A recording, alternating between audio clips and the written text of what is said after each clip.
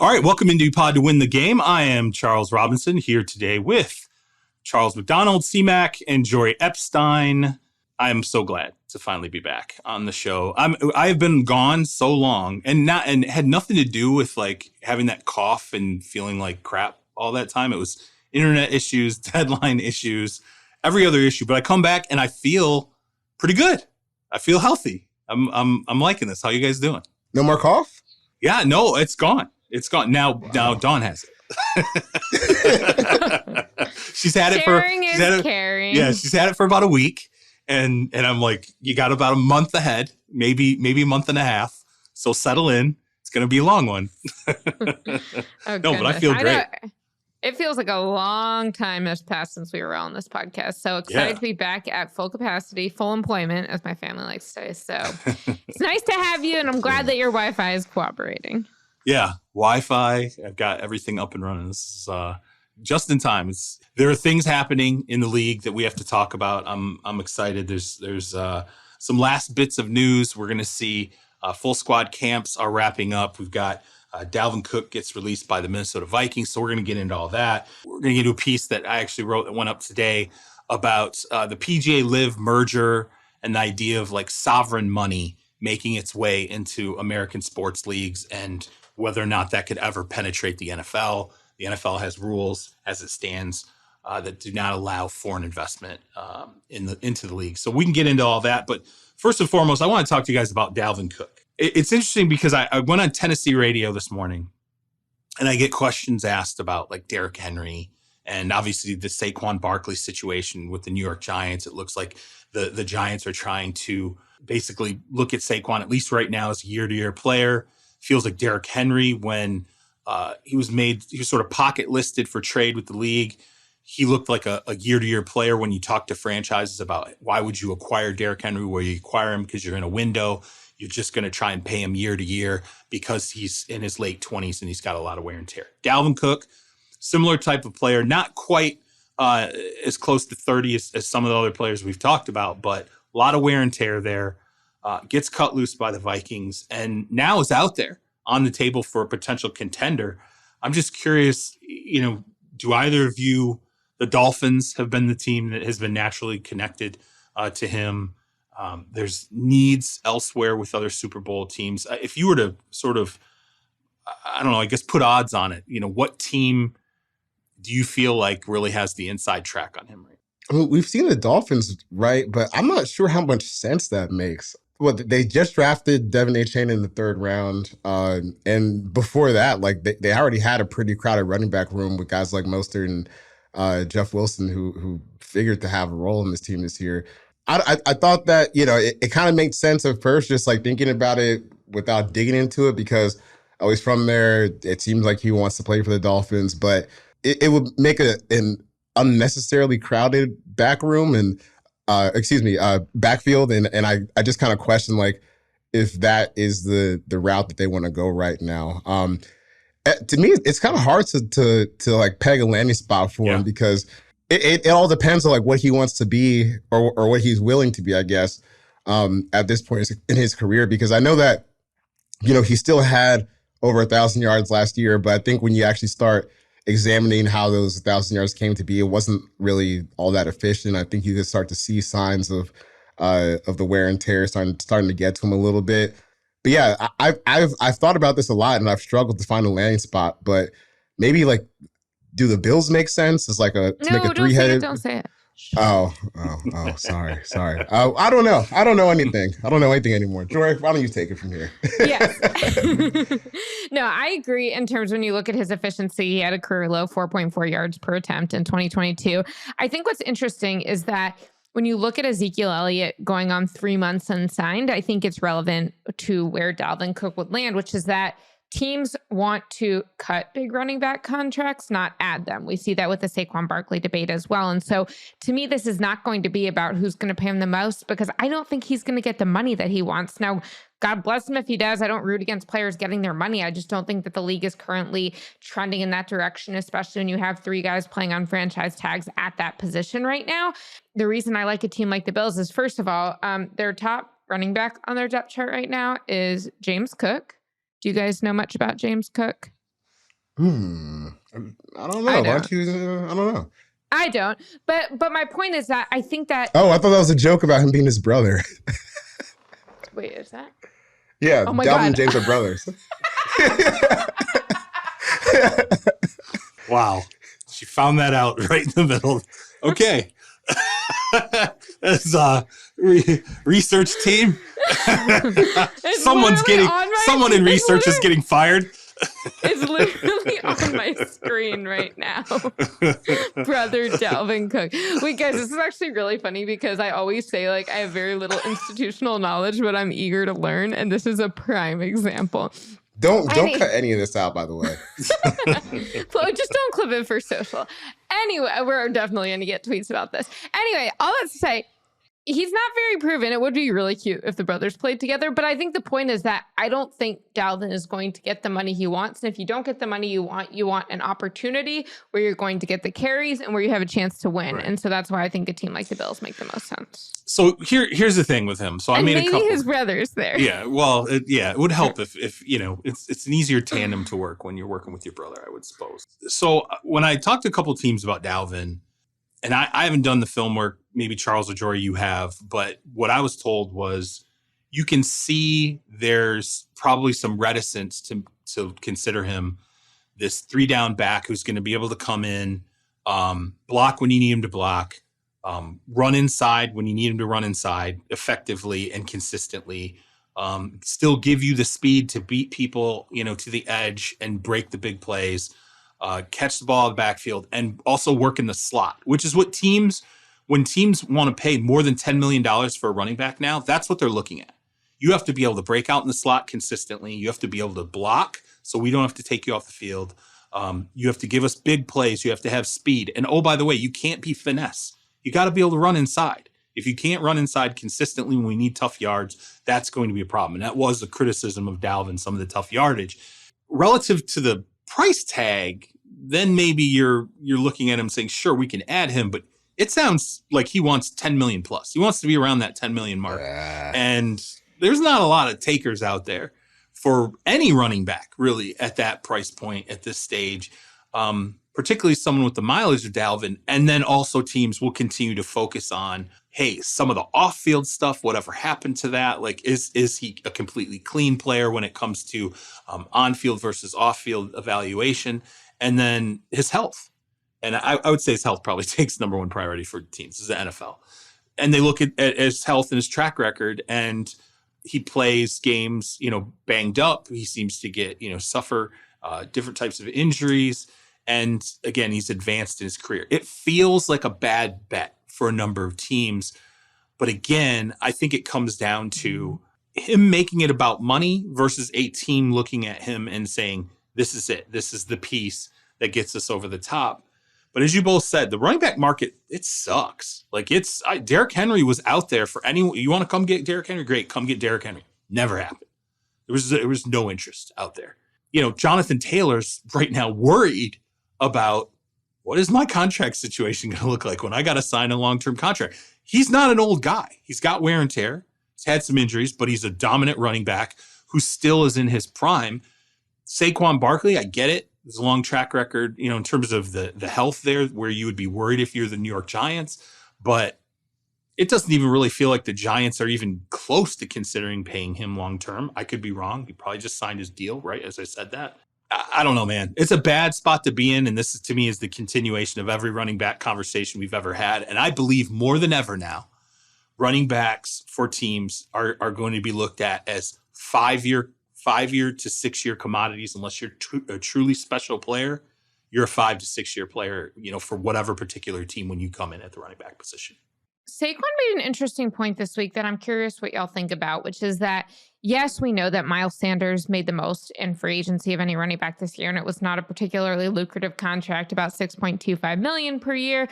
The average per year and the guarantees were like half of what we were seeing a few years ago with a guy like Nick Chubb. But he was saying Tony Pollard, Josh Jacobs, Saquon Barkley, all on the tag right now. So is it that the market is what Miles Sanders got, or is it that these guys are eventually going to get maybe not back to like the 15, 16 million, but at least back to 11 or 12 versus what Sanders did. It's just that they're all tagged at the same time. That's the crazy thing, is that as fewer and fewer hit these massive big deals, the tag's going to get cheaper because of how the tag works. The tag being an average of what, the top 5 10.1, yeah. So it's, as those big deals shrink, the tag gets cheaper, which means what? The tag becomes more attractive. Don't sign a long-term deal. The tag's getting better and better every single year. Let's just keep tagging these guys as long as we can. And then if we burn through 2 tags, they actually show up to play on 2 tags, then you just release them. You go, okay, you're fine. We're going to let you go to free agency. You don't release them. You let them go to free agency. But yeah, I mean, it does suck. Charles, you were saying, I mean, this sucks. It's a bad situation for running backs. But I mean, it's just, this is the position that's getting screwed right now. When you just look around the league for like landing spots for Dalvin, I know it's June and coming off the offseason, most teams, you feel good about where you're at coming to the year, but like, what team is like in need of a running back right now when you just start looking across the league? But let's not think of, how about we approach it like this? Instead of saying what team is in need, where could he go? And I mean, just have maximum damage. Where could he go and be a player who could be an all-pro level running back? I mean, like, I'm sorry, I can't not look at Kansas City and be like, I don't know, you put Dalvin Cook in Kansas City, seems like it's going to be a pretty good situation for him, or really any dominant running back. And it's not like they don't have some need. I get it. Pacheco, I like what they have there. I'm not saying that, they're dying for a running back, but I'm just saying you take a guy who still could be a top echelon player, at least for another year, and you put him on Kansas City. I think that makes, I felt the same way about Odell. Put Odell in Kansas City. He's, I'm looking at year-to-year players where they could go and really maximize themselves. I can't think of any place better than going and playing with Patrick Mahomes in terms of squeezing every last dropout at the end of your career. Yeah, I mean, I was kind of surprised that the Vikings cut him at this point. It's post-June 1, I should say, and you think that, especially a team like the Vikings, they will be trying to gear up for another run. And I feel like it wasn't so expensive that it wasn't worth keeping him. So I guess I would start like, why did they feel like they needed to cut him now?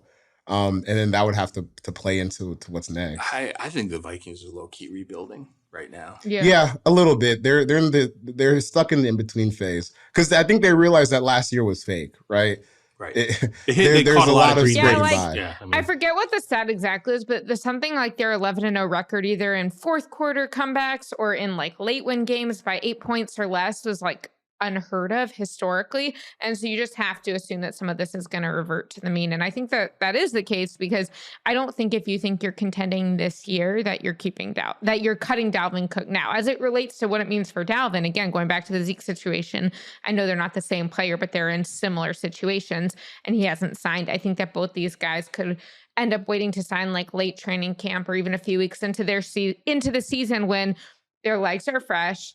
Someone gets hurt inevitably. And oh, by the way, offensive linemen have like so little they can do in the preseason right now that it takes a few weeks for them to be able to like run block effectively anyway, in my opinion. And so I think that they're just like not in a rush. But I guess, why did the Vikings trade for TJ Hawkinson last year if they were rebuilding? Did they think like last year they still had enough juice that like they weren't quite there yet? I think when you're in the middle of the run at that point, if you've caught lightning in a bottle, you try to maximize it if you can, right? And let's be honest, I mean, tight end's not the richest acquisition. It's not the worst, it's not going out and getting wide receiver 1. So in the frame of sort of what was happening at that time, I thought it was doable. I didn't have a problem with it. And Hawkinson's still young enough that he should be able to factor in. When I say they're rebuilding, I truly think they're looking at Kirk Cousins right now and saying, yeah, the 2023 is like the ride. That's probably it. And we're going to have to figure out what we're going to do with quarterback elsewhere, or, after this. We're going to find out in training camp. We'll figure out what maybe the plans are there. And then I think, you go and you take Jordan Addison, right? You add him to the wide receiver spot, which, he fits in perfectly, I think, with Justin Jefferson. And then, running backs, I think the class next year could be, solidly deep. B, it feels like teams can just find them now anyway. So even letting go of a running back in this situation, it's doable to replace that running back, I think, next year. To me, this all rotates around the quarterback. What are you going to do with the quarterback position? Are you trying to build it up to be impressive enough that you could go out and acquire like a veteran who we don't think is going to be available at this point, or somebody becomes available and they can walk in and really give you a good 2 or 3 year Super Bowl window? Or are you looking at Drake May, Caleb Williams, who knows who else could rise up out of the quarterback soup next year, and saying, okay, next year could be a pretty good quarterback draft. Let's figure out a way to offload whatever we can and figure out how to compile some assets then moving forward and potentially moving up in the draft. Or I don't know. I mean, maybe like we said, if they don't catch every green this year, if we're sitting here going, man, look at the Vikings went 7-10, probably wouldn't be shocked, right? I mean, they just didn't catch all the breaks in the year before. 7-10 at least puts you in shouting distance of maybe moving up to get a quarterback. It's just, is anyone at the top of the draft going to want to move out when these guys are considered generational next year? Let's talk about a couple of the interesting storylines in terms of players that are, skipping mandatory mini camps, or you can just kind of feel that something's going on under the surface. You have Danielle Hunter, Chris Jones, both skipping camp as they seek contract extensions. Stefon Diggs, I hope one of you two is more wired into the Bills organization than I am, because I have not been able to figure out exactly what the heck's going on there. I don't know what this issue was. Obviously comes back into the fold. It's weird because it felt like the Bills sort of pushed the panic button for a second, for like a day, not even a day, a few hours. And then whatever needed to get smoothed over allegedly got smoothed over. Let's figure out if that's actually true. And then they also cancel practice. And then they cancel practice, right? So like Which maybe that's it wasn't pretty normal in today's climate. Yeah, but come on, Joy, it don't feels kill a the little different when conspiracy your star player crazy comes up. It's so bad that not only Stefon couldn't practice, nobody could. Is that better? Yes. Exactly. Sometimes it be like that, man. Sometimes it really does. And then Saquon Barkley, Jori, you went to Giants camp, and I definitely want to hear about Giants camp and the situation with Saquon. But you do definitely have a few guys where there seems to be some element of, I don't want to say, discontent, a little bit of friction beneath the surface. Let's start with Hunter and Jones. Those feel like contract extensions that are going to get done. Am I wrong? The Danielle Hunter one, I think that might be a little dicier than the Chris Jones one. Chris Jones, I feel like that he's a Chiefs lifer. That's fair. That's fair. I mean, Jones Danielle, is a cornerstone player for sure. Yeah, and also with Danielle, like, it's not like this is the first time that he's been unhappy with this contract that he has signed with the Vikings. I feel like this has been a recurring thing, like probably over the last little mini story of the last 2 or 3 summers where you hear some rumbling of this. And I think that, if you're going to be a team that is like, okay, we went 13-4, when we look at our close game record and we look at some of the comebacks we had, the Colts game where they came down from like 30 points, the Bills game, that was crazy at the end. It's unlikely to have a season like that going, all the way in your favor again. And if you're trying to get, just some assets back for what's been a pretty maxed out roster, I think Danielle Hunter might be the only player that you can realistically trade. Obviously, you can't trade Justin Jefferson, and it's not like they have a whole bunch of other guys. And I think that when you look at the contract and he wants more money, maybe that's not really in the cards for the Vikings. I think he kind of makes sense as a player that you can offload. But Chris Jones, that's a Chiefs lifer for sure. And Danielle Hunter, you got a $13.1 million salary cap this year. Dead money, $5.6 million. I mean, I don't know. I think that so many of these things come down to how much does the team need you, and how much they need you depends on what they're actually capable of doing and also what they're building going forward. And so I don't know that he's got the leverage that maybe would be helpful to have. And I also think that how much does skipping minicamp actually do? I get that it sends a message, but I get that you can get fined, but I'm not sure that a team is like, you know what, because you weren't there on Tuesday, I want to pay you this money that I didn't want to pay you 3 days ago. I don't think it's creating like face-to-face leverage with the team. I think it's creating the outside leverage. It's like when the public pressure. Yeah, when Zeke went through what Zeke did with the Cowboys, all that whole thing. I mean, Jori, you and I were probably talking to the same people all the way through that. And it was clear that their chief motivation was to make sure, like, here's Zeke working out. Here's what he looks like in Cabo. Like, here's, that was all about creating outside pressure to get something done. And frankly, if you're Danielle Hunter's agent, I'm sitting there going, okay, well, you're already talking about offloading Cousins, or him not being around after 2023. That's a storyline right now. You just cut Dalvin Cook. Like, at some point, like, Vikings fans are going to be like, what the hell are we doing here? Like, we're just going to go ahead and surrender everything. Like, we're quiet quitting. I kind of get that avenue. I will agree, though. Chris Jones is the deal that, can't not do that deal, right? Like, you can't not. And they already got rid of Frank Clark. Yeah, this is one of those players. It's not even no brainer. It's a no option type of thing. No option. That does feel like that. He's just too dominant. And look, it's a tough pill to swallow, particularly considering you're now, to the point where you're going to be staring at the money, right? The money that Mahomes makes every year, and that's going to make it more, difficult. But you also let go of Tyreek Hill.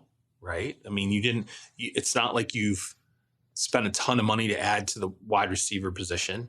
You didn't spend a ton of money to add to the running back position. So if Dalvin's not coming in, you better spend the money on making sure your dominant player on the other side of the ball is going to get done. So I think we can all agree that we feel like if Chris Jones doesn't get done, that would be a shock. Give me an idea of Diggs. Like, I'm lost on Diggs. I'm stunned because when it happened that day, I was like, man, I'll bet you I can figure this out by the end of the day. I can figure out what the hell's the problem here.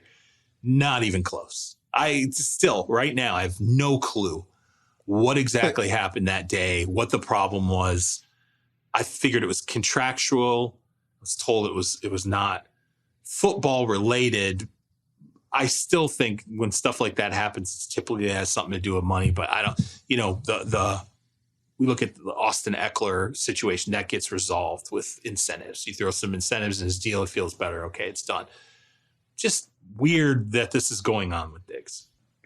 I was confused when it first started because he just got some money last year. Yeah, it's a good deal. So, it was a good deal. And, a bunch of people brought it up that the deal was so good that he's literally stuck in Buffalo. There's no way that they could trade him really or cut him in a way that wouldn't severely hamper their cap space for this year. So it really couldn't have been about that. I guess to me, I was thinking if it's not about money, and I don't know if you and Sean McDermott had a good conversation before things got so testy that Diggs had to leave. Is it something personal here? And once you're wading into that, I have no idea what to make of it because it doesn't really seem like there should be a whole lot of reasons for Stefon Diggs to be this unhappy unless it's just some personal intergoings that he's not happy about. Doesn't seem to be, Jori, it doesn't seem to be an Allen thing, right? I mean, because Allen's come out and said, that's my guy. Like Allen, I feel like Josh Allen said everything, thrown his weight behind Stefon Diggs in a way where you're like, it's definitely not the quarterback again, right? Because it was clearly the quarterback in Minnesota. It's not, I hope this is not the quarterback here, right? Oh, no, I don't think it's the quarterback. And I think that Josh Allen is like, okay, guys, I'm going to be the adult in the room and remind you, we're working towards something here. Let's not mess it up. I think that I don't know if this was about a usage, if this was about scheme, if this was about some sort of philosophy on team building and what it means for this year. I mean, it reminds me a little bit of, and I'm not in the exact same way, but just closest parallel, like DeAndre Hopkins, Bill O'Brien back in Houston in the day when it was like they didn't have this relationship. And how much do you need a relationship between your receiver and your head coach? And of course, now DeAndre is on his way to the Patriots to visit where Bill O'Brien is the offensive coordinator. I think that the generous reading would be that when Sean McDermott says he was very concerned that he's not at practice, it wasn't necessarily, I'm very concerned that he's skipping and it's a bad look. It's, I'm very concerned with the tension that we just built up in the conversation we had. He probably came to the podium right after that conversation ensued. I don't know if one of them or both of them made a comment that they wish that they did not make, and it seemed to escalate from there. It is unusual, though, that you would see this level of tension in June. Doesn't this underscore when you're close, when you're right on the doorstep of getting into a Super Bowl, you got to break through right then. You can't have this. We thought entering last season, the Bills are stacked. They're ready to take the step. This is it. This is the year Josh Allen ascends and everything comes together. And then, as the season unfolds, we're like, God, man, they look like it. They caught the wind in their sails, with the unfortunate injury to Damar Hamlin, but then sort of how his recovery ensued. It just felt like a team of destiny. And then they fall short. And not only they fall short, they roll back. They don't even make it into the AFC title game. In my mind, I'm like, this is proof positive. Now what we see with Diggs, you never know what's going to happen. Just because you're on the doorstep and you don't break through, you can't assume, well, we got next year. Like, now, who knows? Like, this is not some they need when you're trying to pick it up after, taking a step backward that was unexpected late in the season. And yet here we are. We're talking about, is Stefon Diggs happy, which is a pretty big deal in that organization, given what he is to Josh Allen. They need Stefon though. Like the wide receiver depth. I don't think it's not what they thought they were having going into last year. Because I think it's safe to say, that Gabe Davis game against the Chiefs in the playoffs where you have 200 yards and 4 touchdowns. That's just an anomaly game. That's not really who he is. So if Stefon actually wasn't happy enough to not want to play there anymore, that would be a pretty serious problem for the Bills, because I think they're kind of lacking in just pure wide receiver talent outside of him. So we'll see what happens. They need him. And if this is about the last thing I have about this is if it was about the quarterback, I would have to put that on Stefon, man. Your expectations might just be a little unrealistic here for what this is, because if you're going to go better, right? If you're going to go better than Josh Allen, there's maybe one guy in the league better, on a throw for throw basis. So let's everyone cool it. Let's have some fun, play some football, and hopefully they can get back to being normal. But that was real weird this week. Yeah, the last question I'll ask is, do you think the fact that they're about to break for 5-6 weeks, will that cool it on its own, or does something more need to be done? I don't know what it is. Yeah, right. How do we answer that if we don't know what the problem is? I mean, that's it. That's the thing. In Minnesota, I have a hard time moving past the Minnesota experience, because I remember, you talk to people in the organization, it was clear he was pissed off at Kirk at times. And it was like, is this going to get resolved? You would hear, well, they've turned a corner, right? Kirk came out, he made sure, I'm going to focus on him in the offense, first quarter, gonna, not necessarily force the ball to him, but I'm going to make sure that when he's getting himself open, I am delivering, and they've turned this corner. And then what happened? It came apart. It was never going to end. So I'm like, is this a Diggs issue? Because that's why I was like, there's no way this can be Josh Allen. And I'm with C-Mac here. If he comes out and it's a problem with Josh Allen, you ain't winning that, man. You can't. I'm sorry. This ain't Kirk Cousins. All right. You're not going to have people on your side this time. And by the way, you've been pretty prolific with Josh Allen. What's the problem? So I don't think it's that. I do. My assumption is that if it's not money, which I wouldn't think it's money, because his contract is pretty high up on the wide receiver shelf. And top 5, top 4 in every category. And if it's not Josh Allen, okay, so it's not quarterback and it's not money, that's typically, right? Scheme, how am I going to be, usage. I have some kind of issue with the OC.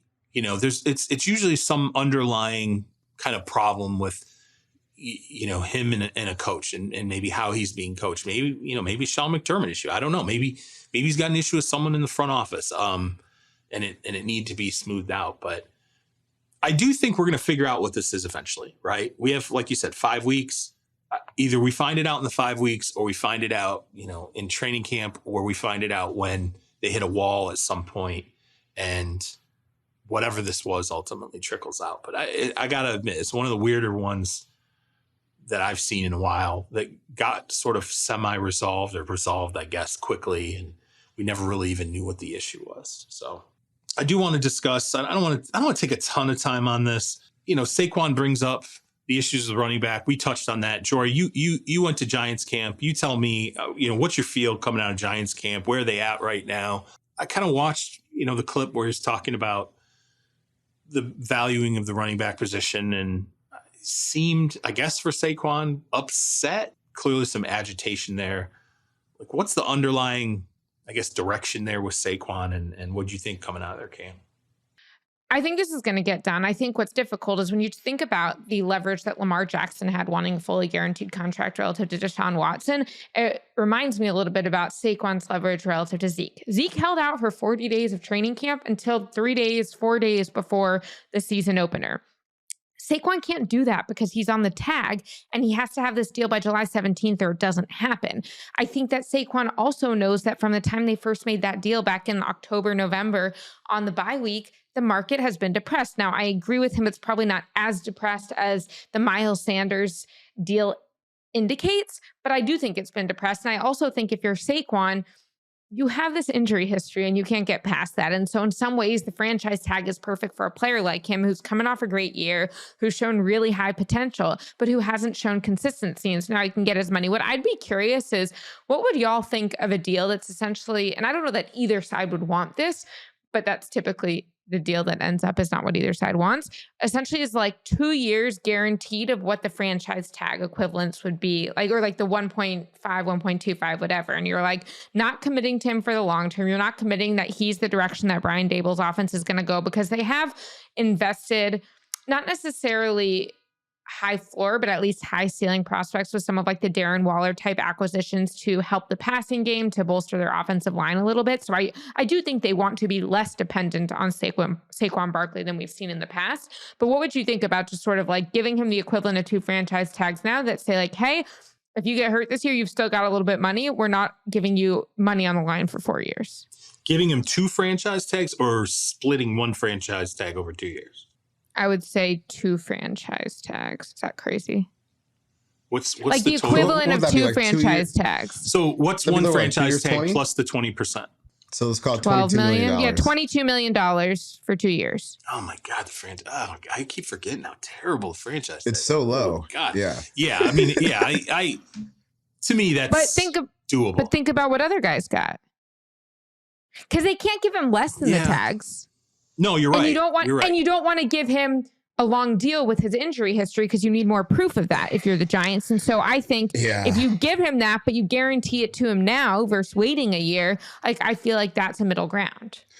I like that solution, actually. Yeah, I do too. Because the thing is, all of that is true. And then another piece that's also true, they need him. Like, they really need him out there on the football field. I like the game that comes back to mind last year is the Jaguars game, where at the end of it, he got the ball like 9 or 10 straight times and he closed it out and ended up winning the game for them in the fourth quarter. And, I think he's one of those guys, like when he's healthy, like he's still a rare enough athlete and a rare enough talent that it ends up being a positive, even, if you want to look at the running back data or whatever. Like, just to me, he's one of those guys that kind of transcends that a little bit. But when you look at like the Giants roster and how they're made up, it's a bunch of, you got Darren Waller, who's a wild card. If he's on his game, then he's a top 5 tight end in the league. I'm excited for him. But outside of him, like at receiver, it's a bunch of wide receiver 2, wide receiver 3 type of guys. And I think, you still need a top dog in your offense. And right now, to me, that's still Saquon Barkley.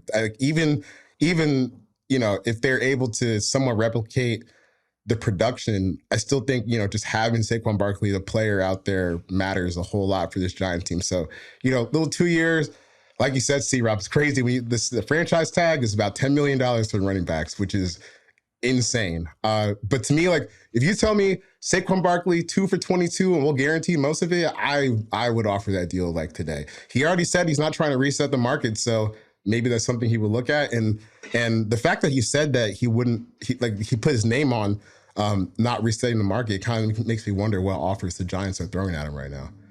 But I also have, I think the market is also factoring in Christian McCaffrey, who I believe is a receiver running back as much as anyone. And so I think not resetting the market isn't among like guys who are like, and I know Saquon is versatile too, but he's not Christian McCaffrey like ceiling that he's proven. And so I think that I think that that's kind of what we're talking about when we're not resetting the market. If I'm the Giants, though, I try to tack on, okay, so we go 10 to 12, let's say to, 15. The third year, 15 million, completely unguaranteed.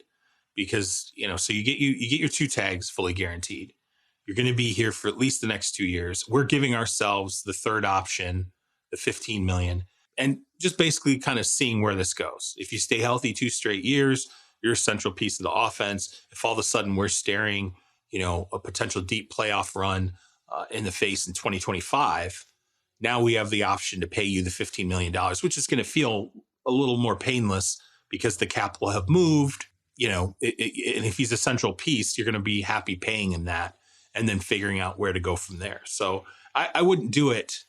If I'm the Giants, I don't want to just do it for 2 years. I want to give myself a little bit of, I'm fine fully guaranteeing the 2 tags, but I want to make sure that on the back end, I at least have an extra year of control out of it, which could still be enticing to him. Help because your cap.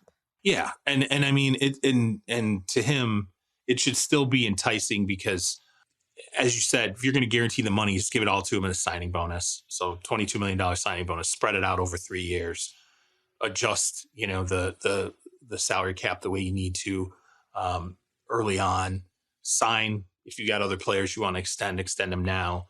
There's a lot of different ways to finesse it, but I definitely wouldn't just do it for 2 years. Give yourself an extra. If you're going to give him the $22 million, you're going to guarantee it. I would say try to get a third year control, because who knows where they're going to be at 2015. I mean, if he blows it out the next 2 seasons and he stays healthy and all of a sudden you're like, man, he's a juggernaut. And now we're staring at him hitting free agency. Now we got to make a decision. Fair. Then you're really going to put yourself in a situation. Now he could decide, well, I'm going to sit out anyway. I mean, he could still make that decision, but at least give yourself some element of control. Do you think he would sit out? No. I don't think so, because I don't think anyone wants that. Like, why would you do that? I think it's going to get done. Like, I get that they're not in the same place, but I feel like these two sides want to get it done. Like, what their starting point is on their goals is closer than we often see in these negotiations, in my opinion. And that, to me, gives me confidence that it will get done. If that's the price, I don't know, man. That to me just doesn't seem like a lot if you get a third year control out of it. I will say, you get that third year. Something that's funny to me is, so we talked to the assistant general manager, Brandon Brown, this week, and he was talking about, like, look, we don't control the market, but we have to react to it and forecast it. And so precedent sets the market, and the whole, like, he wasn't specifically saying it about Saquon, but you knew that he meant it about Saquon in the running back market. And then I had people in my mentions being like, was Daniel Jones worth that much for the market? So that was, I was definitely amused by that. But isn't the answer yes? I mean, the quarterback market is messed up. Like, they're not even comparable. The running back market's sinking. It's getting more like it's completely getting battered. And meanwhile, the quarterback market's doing the opposite. Like, it's zooming.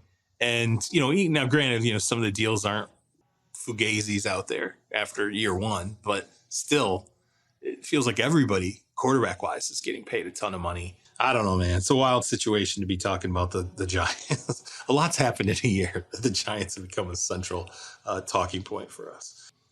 All right, let's throw it to our advertisers. We'll come back on the other side and finish this up.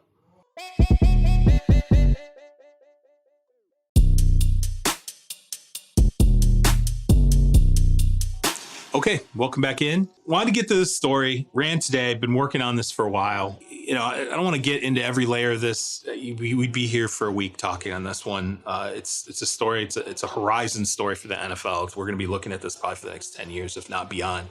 But after the Live PGA merger, I started working on a piece where I called around the NFL to a lot of C-suite executives, team presidents, other individuals that are high up in the executive chain that are typically sort of the lieutenants of owners that are sitting in on a lot of meetings where they're talking about how teams are purchased, what potential purchasing changes get changed down the road. The Commanders sale is a good example. How Jori wrote a great piece about how the NFL models selling teams may be changing here, where instead of it being just this one central owner with a ton of liquidity, billions and billions of dollars to snap their fingers and write a check.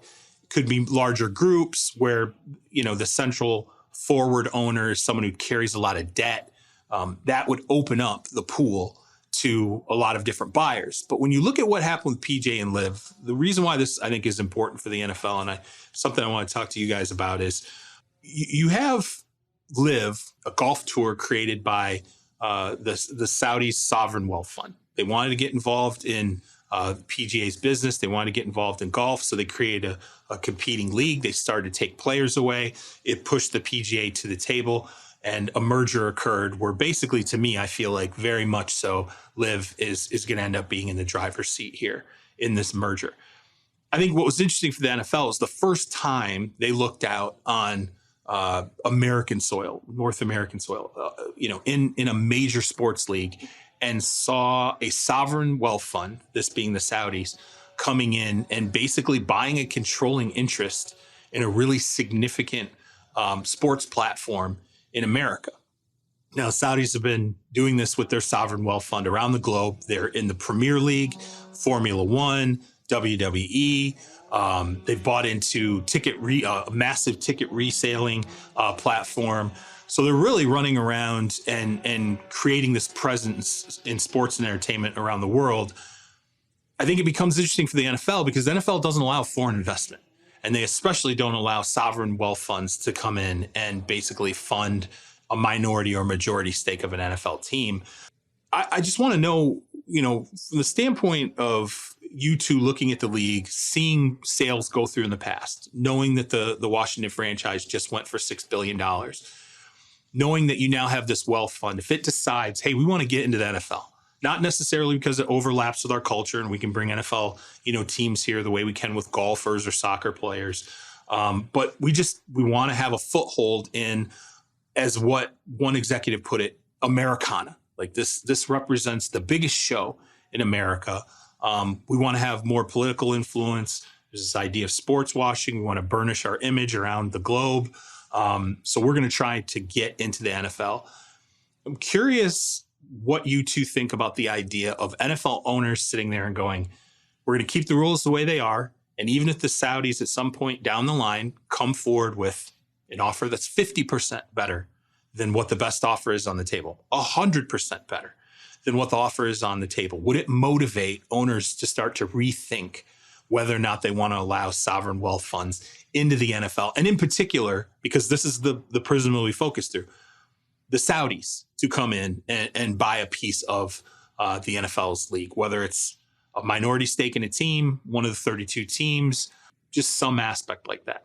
The way that I think of golf culture, right, is I'm trying to figure out like a polite way to put this. Like I normally, if I was talking to my friends, I might say, uppity culture, big time culture, corporate culture, where, when you see some of these finance organizations get bought out by some shady stuff or whatever, that's never really surprising to me. What was surprising about like Liv buying golf in general, or the PGA in general, was there had been so much standoff, right? About, the guys taking principled stands on you shouldn't do this, other guys grabbing the money, and all of a sudden it kind of just doesn't matter anymore. And I think that nihilistic type of track path, it doesn't really surprise me, I guess, when you think about like what type of people have access to golf, what type of people are playing golf, and kind of what their lives and childhood looks like leading up to that point. But when you look at football,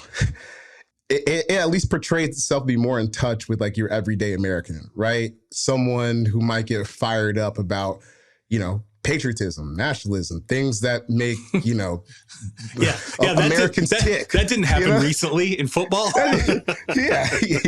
But, it's like we were talking about before the show, right?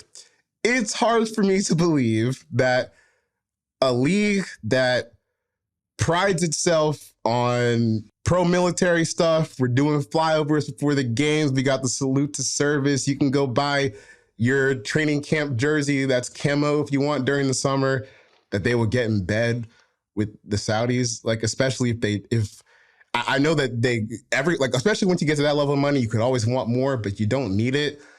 It's tough for me to believe like that culture clash between the NFL and what they portray themselves as to, Americans getting in bed with the Saudis, it doesn't really track to me. I think that almost makes their stand a little bit easier against, sovereign wealth like that, because how unpopular a decision it would be with the core of your fan base to do something like that. And I think it would be unpopular in a way that actually matters. So that's kind of where I see it breaking up, like the culture wars and the culture difference between, your clientele for a golf match and your clientele for who's rabid outside a football game, grilling 10 hours before the game starts. And so people understand this idea of the quote unquote unpopularity of teaming up with a Saudi wealth fund. Look, the PGA kind of rolled it out there, right? Not kind of. I mean, there was this talk about the 9/11 attacks and the terrorists having ties to Saudi Arabia, right? Saudi Arabian descent. Human rights violations, right? The history of human rights violations that's been pretty well documented.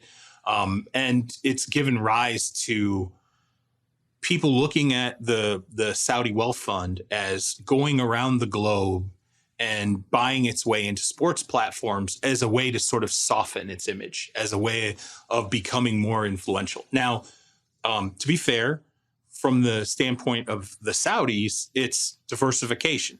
We have an oil-based economy here. We're moving toward this 2030 initiative that's been laid down by the ruling family.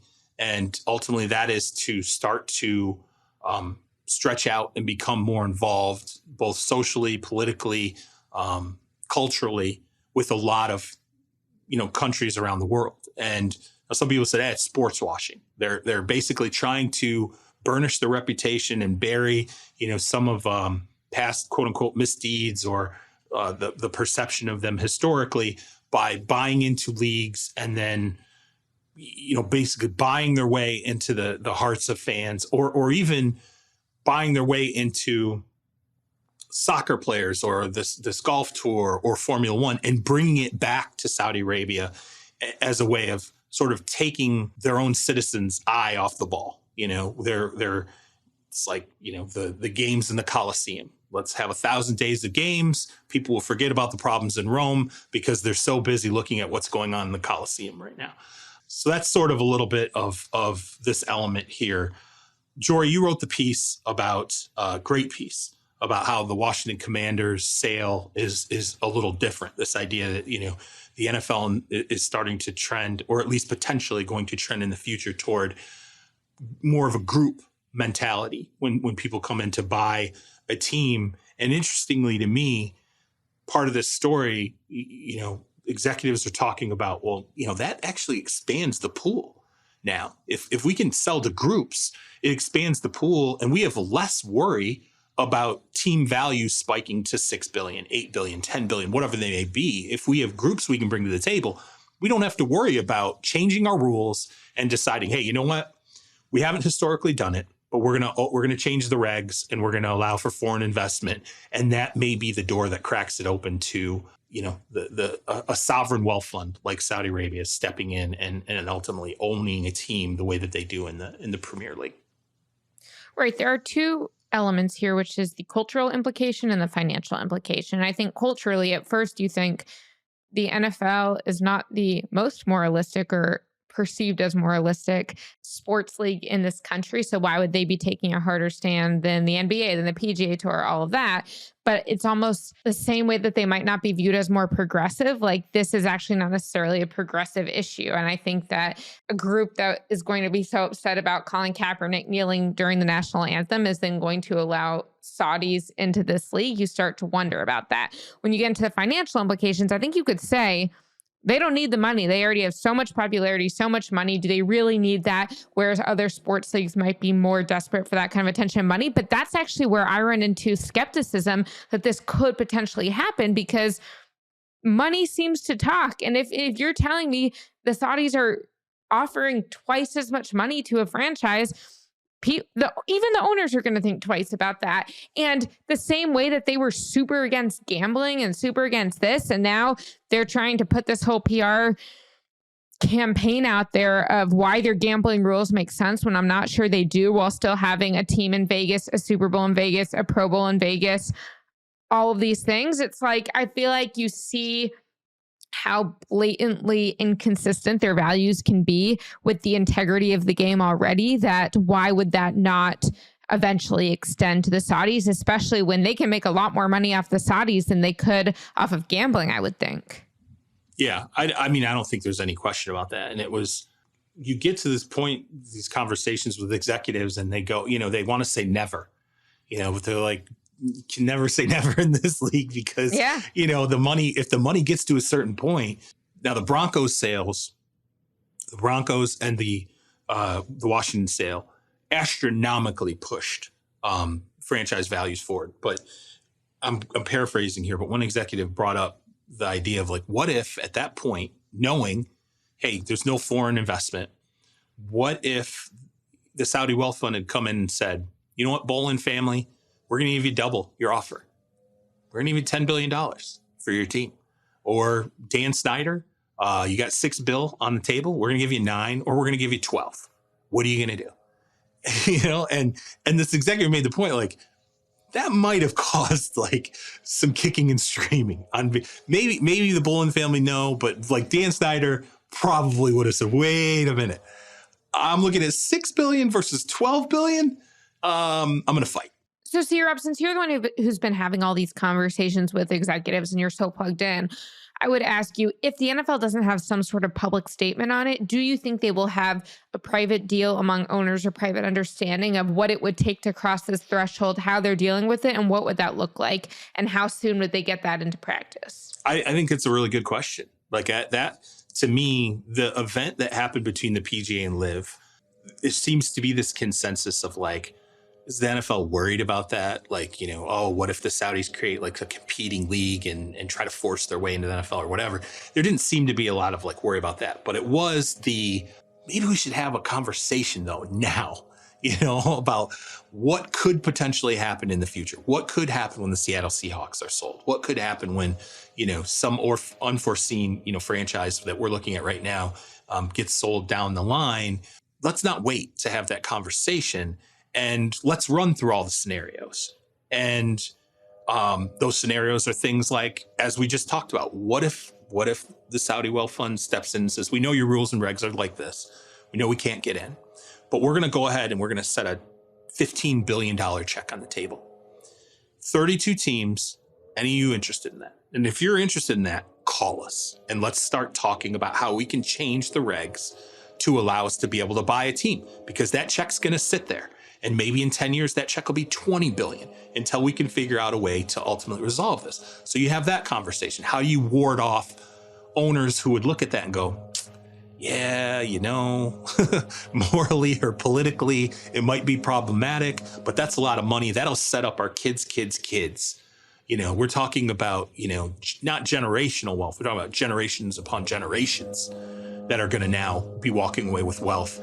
We got to have that conversation. So you have that conversation now. And as you said, maybe it's an off the books talk. How do we ward this off in the future? How do we build certain voting blocks to make sure no matter what, we'll always be able to win this argument? And then I think you go into the conversation about force. What if a LIV situation happens? What if the Saudis say, let's wait. Okay, they won't let us in. We want in just because we want a piece of Americana and we can afford it. Let's wait, and USFL is going to fail eventually. The XFL is going to fail eventually. It's happened over and over again. They already have team structures set up. They have certain contracts in place. We're going to buy the league. So when they fold, we're going to buy the league, and then we're going to set about buying drafts. Next draft that comes up, go get Caleb Williams. Figure out what it costs. We're going to buy him. We're going to bring him into our league. Drake May, we're going to buy him. We're going to bring him up. Marvin Harrison Jr., we're going to buy him. We're going to bring him early. We're especially going to hit him hard on quarterbacks. And we're going to ultimately try to force them to come to the table USFL style in the 80s, even though it's a completely different ball game now for the NFL. That's another conversation you have now. What if, you play out the scenarios? And I said this to you before we kind of rolled, is sort of like when the government games out theoretical scenarios that could happen. Maybe they're super unlikely, but you bring in experts and professors and economists and all these individuals to game out scenarios, the wild scenarios that may never happen, just so that you have that booklet in the drawer in case it ever happens. The aliens are never going to land on the coast of Florida. But if they do, we got this book that we can pull out that says, hey, in the unlikely scenario this ever happens, here's what you should expect. Economically, politically, globally, from your citizens, all these different scenarios. I think the NFL has to, consider walking through that. And I actually think that there's momentum. I think there's agreement on the C-suite level, like probably just have a conversation about this, just to consider what could be coming in the future, because sports is changing, and the Saudis aren't the only sovereign wealth fund on earth. I think they're the 7th largest, I believe, sovereign wealth fund, and they have $650 billion under management. It's going to be over $1 trillion, I think, by 2025. You should talk about that, because, if they're really intent on getting a larger platform in America beyond the PGA Tour, where do you go? You go straight to the top, and that's the NFL. So, Sirab, let's break it down really simply. Why should NFL fans care about this? And why should NFL fans who maybe don't follow golf and who maybe haven't been following the PGA and LIV merger quite as much care about what this means? I mean, I think there's a couple of different avenues. Number one, what do you like? How do you feel about it personally, like politically? As C-Mac said, it hits a little different because the NFL plays so hard and fast to patriotism, the flyovers, all these different things. And there's no question that when you look at the background, the Saudis' history, there are some things that have been alleged and, on some level, at least thought in the U.S. government to have been proven that have occurred, potential murder of a Washington Post columnist in an embassy, in a foreign embassy, human rights violations, the fact that 9/11 families clearly are not okay with any sort of investment or corporations that would allow the Saudi wealth fund in and, getting a foothold into America because of, as we said, the country of origin of some of the 9/11 terrorists. It's something that I think, from an NFL fan standpoint, if you cared about the flag stuff, you're going to care about this, right?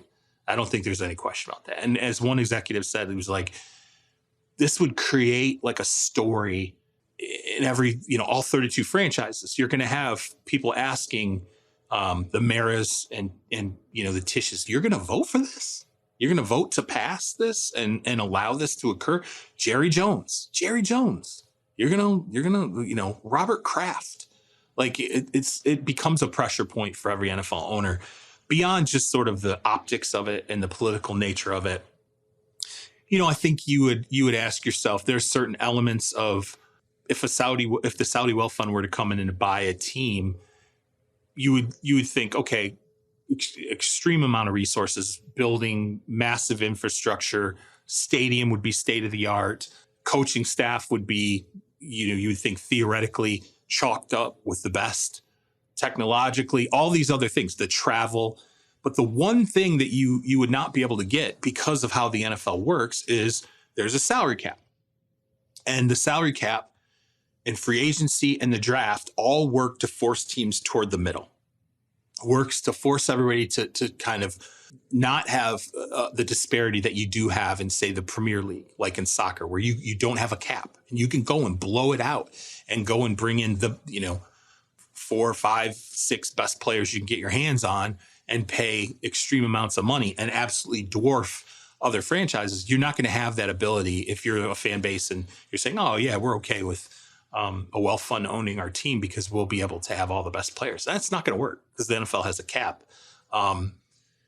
In a really, really, really, really unlikely sort of niche here, if you're an NFL fan, you would ask yourself, well, if they opened up teams to being purchased by sovereign wealth funds, what if you get enough in where they change the rules and regs of the NFL and say, get rid of the cap?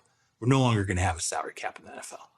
We're going to do it like the Premier League does because, that would be interesting. Yeah, we changed the rules, and by 2045, we now have, a dozen teams owned by either foreign money or foreign wealth funds. And they decide, the way you guys do this with the cap sucks.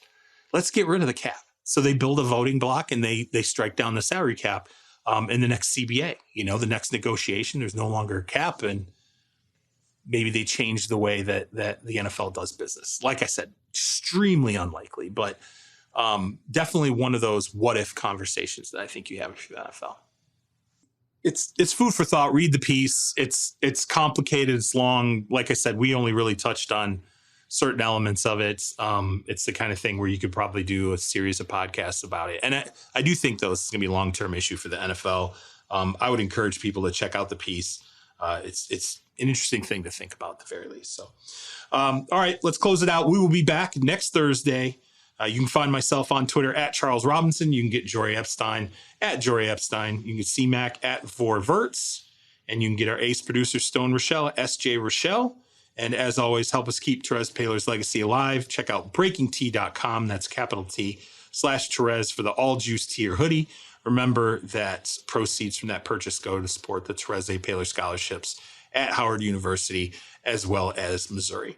And if you could, please check out our new NBA podcast, Ball Don't Lie, featuring Vinny Goodwill, Jake Fisher, Dan Devine, and Kristen Peak, as well as our new MLB podcast, Bandwagon, featuring Hannah Kaiser and Zach Kreiser, both available wherever you get your podcasts. Please, if you could, leave a 5-star review, tell a friend, help us grow the pod, and we will see you next Thursday. Peace.